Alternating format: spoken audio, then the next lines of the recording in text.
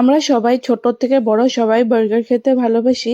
আর আমরা সবাই ভাবি যে বার্গারটা মনে হয় ঘরে বানালে সেরকম টেস্ট পাবো না যেরকম রেস্টুরেন্টে বা হোটেলে পাওয়া যায়। তাই আমি একদম একটা সিম্পল ওয়ে বার্গার রেসিপি নিয়ে এসেছি, যেটা হয়তো রেস্টুরেন্টের মতো নাও হতে পারে, কিন্তু তোমরা খেতে খুব ভালো লাগবে। একবার ট্রাই করে দেখতে পারো আমার রেসিপিটা ফলো করে।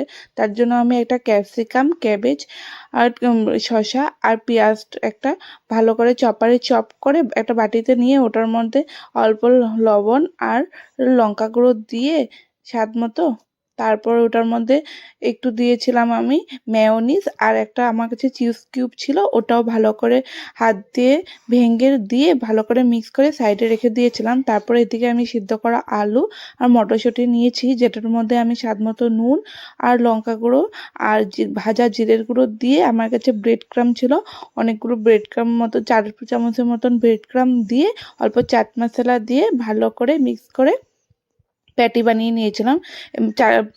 ব্রেড ক্রামটা একটু বেশি করে দেবে, তাহলে ভিতরটা ক্রিস্পি টাইপের হবে।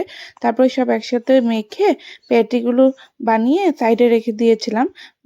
আলুর পেটিগুলো বেশি বড় করবে না, তোমরা সাইজটা দেখে নিতে পারো এভাবে করে। তারপর এদিকে আমি কর্নফ্লাওয়ার নিয়েছি, ওটার মধ্যে দিয়েছি স্বাদ মতো নুন আর একটু লঙ্কা গুঁড়ো দিয়ে একটু জল দিয়ে আমি একটা ঘোল বানিয়ে নিয়েছিলাম। ঘোলটা বেশি পাতলা করবে না আর একদম ডার্টও করবে না, করে ওটাকে সাইডে রেখে এদিকে ব্রেড ক্রামও নিয়ে নিয়েছিলাম। তারপরে আলুর পেটিগুলো একবার ঘোলটার মধ্যে ডুবিয়ে তারপর ভালো করে ব্রেড ক্রামের মধ্যে লাগিয়ে একদম ভালোভাবে ডিপ ফ্রাই করে নিয়েছিলাম। কিন্তু তেলটা আমি একদম লো হিটে রেখেছিলাম, বেশি হিট দিইনি, আস্তে আস্তেই প্যাটিগুলো ফ্রাই করেছিলাম। ডিপ ফ্রাই করে বা উপরে উঠিয়ে রেখে দিয়েছিলাম প্যাটিগুলোকে। উঠিয়ে রেখে তারপরে আমি বার্গার বানসগুলো নিয়ে নিয়েছিলাম। এইখানে আমি 4টা টুকরো নিয়েছিলাম, মানে 2টা বার্গার বানস নিয়েছিলাম 4 টুকরো। আর এদিকে আমি মেয়োনিজ আর কেচাপ দিয়ে, টমেটো কেচাপ দিয়ে একটা সস বানিয়ে নিয়েছিলাম, যেটা আমি বার্গারের প্যাটিগুলোতে লাগিয়ে নিয়েছিলাম।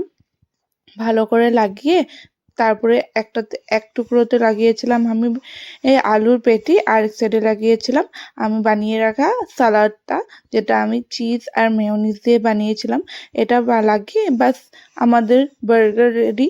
হয়তো এটা রেস্টুরেন্টের মতো খেতে হয়নি, কিন্তু তথাপিও তোমরা একবার বানিয়ে দেখবে, খেতে তো খুব ভালো লাগবে। বড় থেকে বাচ্চা সবাই খুব পছন্দ করবে।